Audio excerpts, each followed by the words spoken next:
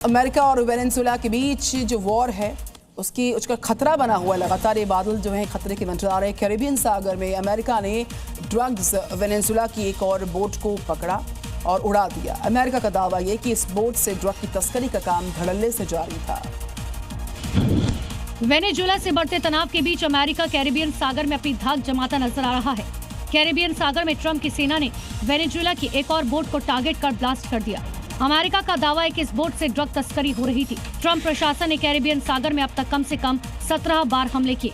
इनमें 69 लोगों की मौत हुई। अमेरिका ने चेतावनी देते हुए कहा कि नशा तस्करों के खिलाफ उनकी स्ट्राइक जारी रहेगी। उधर अमेरिका से बढ़ते तनाव को देखते हुए वेनेजुएला ने भी जंगी तैयारी तेज कर दी। अगर अमेरिका से युद्ध की नौबत आती है तो इसके लिए वेनेजुएला ने S-300 मोबाइल बग सिस्टम और 5000 plus shoulder fire less rocket तैयार रखे हैं। और अमेरिका से जुड़ी इस वक्त की ब्रेकिंग न्यूज। अमेरिका में हवाई संकट गहरा गया। 40 एयरपोर्ट्स पर 800 उड़ानों पर असर।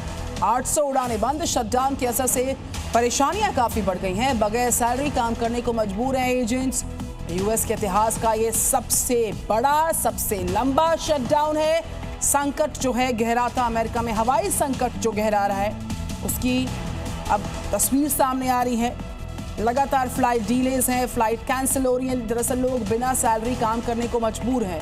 खबर इंडोनेशिया से है, जहां की राजधानी जकार्ता में नमाज के दौरान एक मस्जिद में धमाका हो गया।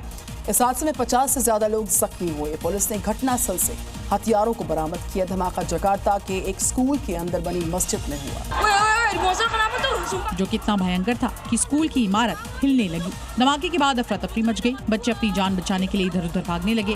धमाका मस्जिद के मुख्य हॉल के पिछले हिस्से से हुआ। ज्यादातर घायलों को कांच के टुकड़ों और तेज आवाज के झटके से चोटें आई। घटना के तुरंत बाद नौसेना के जवानों और जकार्ता पुलिस ने इलाके को घेर लिया।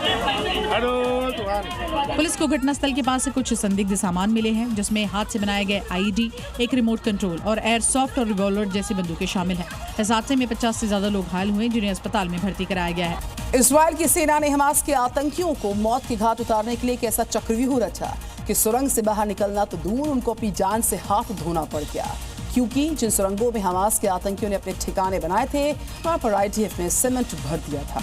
क्योंकि इजराइल को इनपुट मिला था कि राफा में हमास के 150 से ज्यादा आतंकी टनल में छिपे हुए थे। आतंकी इजरायली सेना के खिलाफ बड़ी साजिश को अंजाम देने वाले थे। उससे पहले ही इजरायली सेना ने नेस्तनाबूद कर दिया। ये पहली बार नहीं है जब नेतन्याहू की सेना ने हमास के आतंकियों को मौत के घाट उतारने के लिए प्लान बनाया हो। इससे पहले इजराइल की सेना ने हमास के आतंकियों को बाहर निकालने के लिए टनल में समुद्र का पानी भर दिया था, जिसमें कई आतंकियों की मौत हो गई थी। दक्षिणी लेबनान में इजराइल की सेना ने ऐसा कहर बरपाया कि पूरा इलाका दहल उठा। इजराइल के एयर स्ट्राइक से हिजबुल्लाह के कई ठिकाने तबाह हो गए। ये हवाई हमले इजराइल के साथ बातचीत ना करने के कुछ घंटों बाद। इसके बाद कुछ घंटों के बाद इजराइल की सेना दक्षिणी लेबनान के कई शहरों पर टूट पड़ी। एक के बाद एक कई हमले किए गए।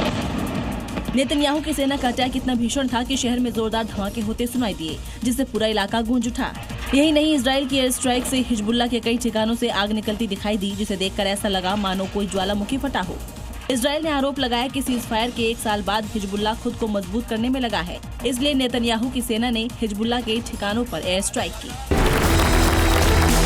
किसको अच्छा कर्म माने और किसको बुरा कर्म माने, धर्म किसके लिए है, अगर ये पकड़ लिया तो धर्म क्या है ये अपने आप साफ हो जाएगा।